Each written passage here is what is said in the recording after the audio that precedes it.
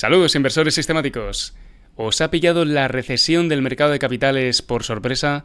Todavía no podemos hablar de recesión en mayúsculas, pero sí que hay una pregunta que hemos de contestar aquí en el canal. ¿Estamos hablando de una recesión fundamental en el índice SP500 y en los mercados en general, o esto simplemente responde a un pánico momentáneo? Hoy en el canal lo vamos a averiguar.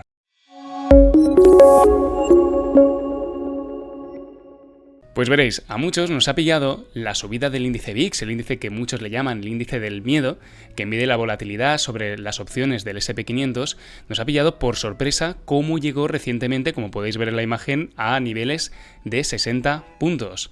Que por ponerlo en perspectiva podéis ver que históricamente ha estado cerca de estos niveles en momentos tan críticos como en el año 2008 o por ejemplo durante el periodo COVID. Vemos pues que estos niveles de incertidumbre lo que muestran es que los agentes se están poniendo nerviosos. ¿Y qué es lo que ha puesto nerviosos a los agentes económicos durante las últimas semanas? Pues veréis, al acabar julio vinieron una serie de datos macroeconómicos que han hecho que la película cambie ligeramente para muchos de nosotros, pero el más importante y por el cual tenemos que parar verdadera atención es Jerome Powell y la Fed con su política monetaria, de la cual depende en gran medida los rendimientos del mercado bursátil a futuro. Entonces, la pregunta es la siguiente: ¿cómo está ahora mismo el mercado? ¿Cuál es esa radiografía que los agentes económicos han temido tanto durante estas últimas 2 semanas? Pues veréis, si lo miramos desde la perspectiva del PIB de Estados Unidos, nos sorprendió recientemente el dato del Q2 del año 2024 con un crecimiento al alza del 2,8%. Cuando los agentes estaban esperando un 2% de crecimiento. No obstante, no olvidemos que aquí lo que importa es el PIB que vendrá, no el PIB que ha sido. A su vez, también la inflación está en el 3%, que ya hemos comentado alguna vez en el canal, donde justamente, si miramos la gráfica, no parece que vaya a caer la inflación. Pero no obstante, si nos fijamos en la inflación mensual, podremos ver cómo las últimas velas mensuales han sido negativas, y solo hace falta que acumulemos más velas mensuales negativas para que poco a poco vayamos yendo hacia ese objetivo del 2%. Y esto es lo que a muchos en la Reserva Federal motivan para poder decir que dentro de poco ya viene la bajada de tipos, porque no importa la inflación de hoy, sino importa la inflación que si seguimos con esta tendencia, con los datos de julio y agosto, podamos tener una inflación en septiembre que justifique esa tan ansiada bajada de tipos de interés. No obstante, estos no fueron los datos que causaron pavor en los mercados. Los principales indicadores que más miedo han ocasionado al mercado, y de ahí las correcciones de este último periodo, han sido principalmente el dato de desempleo en Estados Unidos, que preveyendo un 4,1%, detectamos un aumento al 4,3% en la última publicación de julio, lo cual alarmó a los inversores al ver potencialmente una situación, una radiografía de la economía muy diferente a la que la Fed nos estaba planteando, y después también el índice manufacturero cayó bastante por debajo de 50, en torno a niveles de 47, indicando contracción posiblemente futura del PIB americano por la parte productiva manufacturera. Y estos dos indicadores justamente nos dan cierto pavor, podríamos decir, porque muchos de ellos son utilizados como indicadores adelantados de posibles recesiones. En concreto, el índice manufacturero, como veis aquí en el siguiente gráfico, a partir de que registra niveles parecidos a los que estamos ahora, puede llegar a considerarse un indicador adelantado de futuras recesiones. Y esto puso al mercado a temblar. Entonces, como podéis ver aquí, la principal foto que vimos durante la primera semana de agosto fue la de que la bolsa de Japón se desplomó salvajemente. Todo y que la relación no es tan clara entre lo que está pasando en la bolsa de Japón y en la bolsa de Estados Unidos, principalmente, y por simplificarlo mucho, vamos a decir que muchos inversores están invertidos en Estados Unidos de manera apalancada, utilizando el yen como moneda con la cual poder endeudarse todavía más. Es por ello que justamente cuando las perspectivas económicas en Estados Unidos no pintan tan bien y los agentes temen caída en los mercados de valores americanos, que justamente vuelven otra vez a desapalancarse en el mercado japonés y provocan justamente estas caídas, ¿no? Pero esto no olvidemos que no deja de ser ruido a corto plazo este movimiento, que es canela en rama para muchos traders e inversores especuladores a corto plazo, pero que para la imagen a largo plazo que nosotros aquí en Systematic Value Investing evaluamos es simplemente esto, ruido a corto plazo. Porque la radiografía, si nos alejamos levemente como podéis ver aquí en pantalla, los últimos 5 años, nos muestran un mercado SP500 que ha crecido un 77% en el último periodo, una cantidad verdaderamente impresionante y que no nos marca precisamente un escenario bajista o un mercado pesimista, ¿no? Igualmente, si miramos la foto de los últimos 6 meses, vemos que también la rentabilidad es positiva, o sea, estamos hablando de en torno a un 4% hacia arriba. Es por ello que no hemos de perder de vista que una corrección por definición es perder dinero rápido y se ha perdido mucho dinero muy rápidamente en el SP500 durante las últimas semanas. Igualmente los números previos no nos muestran tampoco una desaceleración brutal.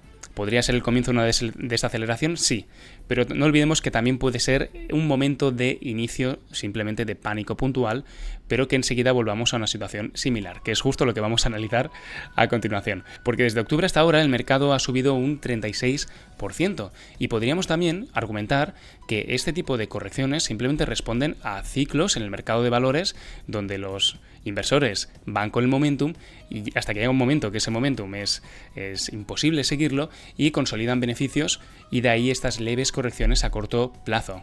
Y entonces la gran pregunta que muchos os estáis haciendo y por la que muchos estáis suscritos a este canal es la de si petará esta burbuja de la inteligencia artificial mezclado con el SP500 que hemos ido explorando en otros vídeos a lo largo de estas últimas semanas en el canal. Principalmente al mercado le preocupan 4 cosas. En primer lugar, el hard landing. Si la Reserva Federal va a ser capaz de poder bajar los tipos de interés sin provocar con esta situación actual de tipos de interés altos una recesión por el camino. En segundo lugar, si el desempleo estadounidense volverá otra vez a su cauce habitual y se alejará de estos valores actuales del 4,3% que no habíamos visto desde el año 2021. También lo que preocupa a los inversores es que las ventas y el crecimiento de los beneficios por acción de todas las otras empresas que no son el top 10 del SP500 han sido algo decepcionantes. E incluso, en la última publicación de resultados trimestrales, dentro de los 7 magníficos, la única que ha registrado unos valores mínimamente aceptables y que han sorprendido al alza ha sido Meta. El resto hemos visto correcciones durante las últimas semanas.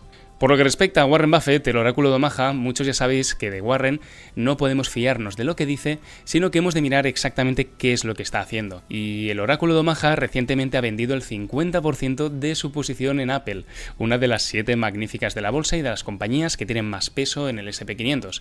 Ahora mismo, Warren Buffett acumula casi 300.000 millones de dólares en caja, como lo estáis escuchando. El oráculo de Omaha está desinvertido de los mercados principalmente. Pero vamos a intentar abordar exactamente si esta burbuja a lo mejor ya ha empezado a petar. Porque en algunas compañías como Nvidia ya hemos registrado una caída de en torno al 20% justamente en el último mes.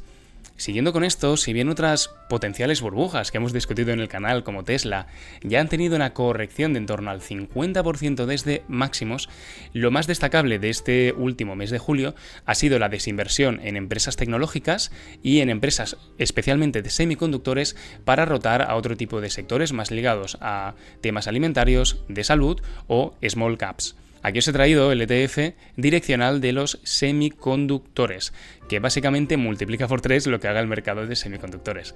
Pues veréis, durante los últimos meses había sido muy alcista este ETF y mucha gente estaba apostando al alza en el sector de semiconductores, pero como podéis ver, este ETF ha registrado una caída del 60% en el último mes, mostrándonos también esa deshinchazón, ese freno hacia el optimismo del sector de los semiconductores por parte de muchos inversores. Y la siguiente pregunta, que también muchos os estaréis haciendo, es la de, y ahora mismo, con estos datos nuevos sobre la mesa, ¿cómo va a actuar la Fed?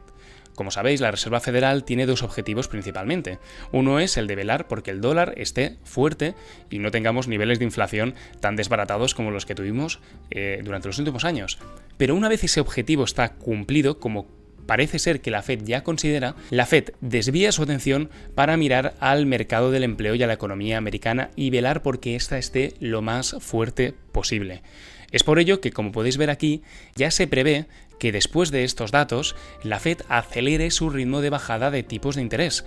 Y esto también preocupa a los agentes económicos, porque quiere decir que la todopoderosa Fed, con los datos macroeconómicos que tiene, está viendo una imagen más fea de lo normal en la economía y la podría llevar a reaccionar todavía más rápido en esa bajada de tipos de interés. Prácticamente como si la Fed llegara tarde a bajar esos tipos de interés con el fin de poder llegar a ese soft landing o aterrizaje suave que nos proponía durante los últimos 2 años.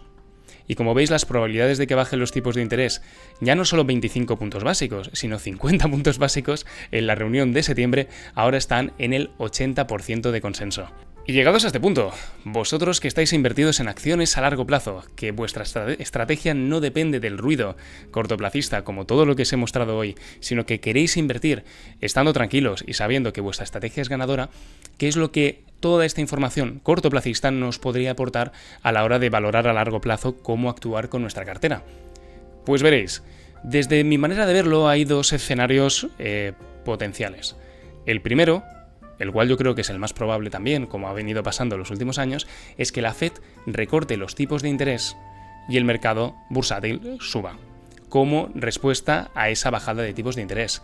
Igualmente, esto no deja de ser una patada hacia adelante, porque el principal problema viene justamente del nivel de deuda que tiene Estados Unidos con respecto a su PIB. Aquí en esta gráfica podéis ver cómo estamos en niveles no vistos desde la Segunda Guerra Mundial. Y en la Segunda Guerra Mundial a lo mejor hasta podríamos justificar esos niveles de endeudamiento.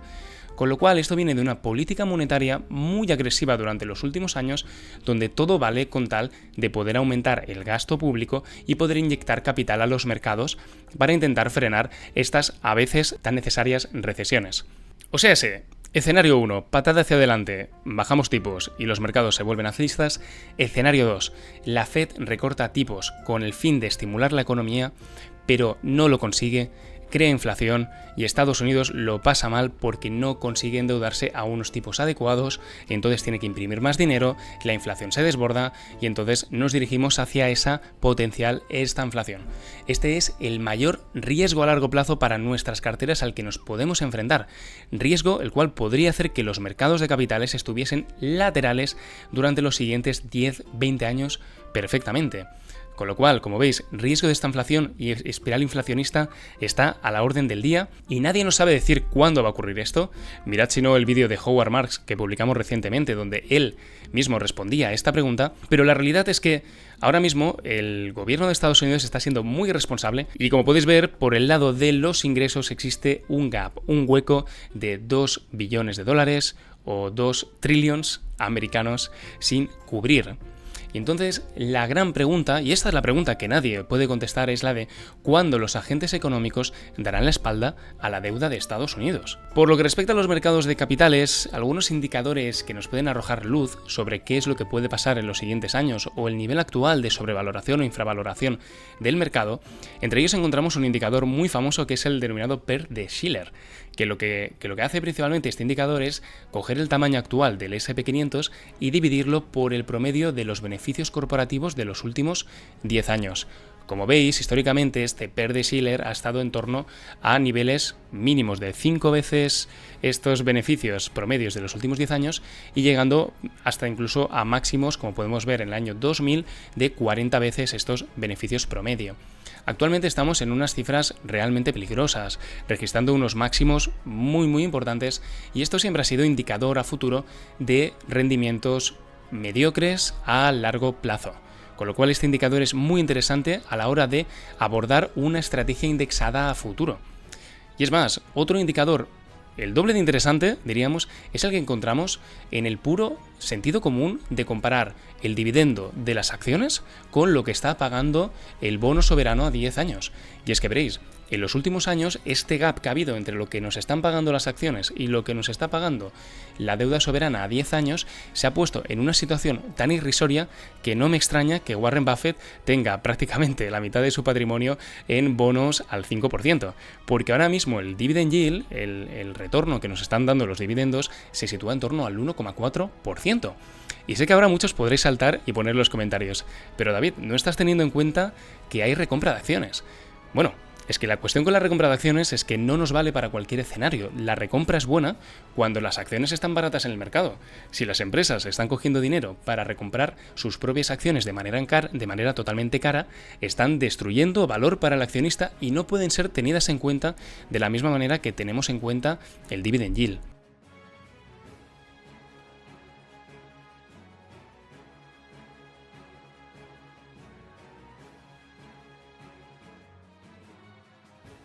En conclusión, inversores sistemáticos, pánico puntual o recesión fundamental.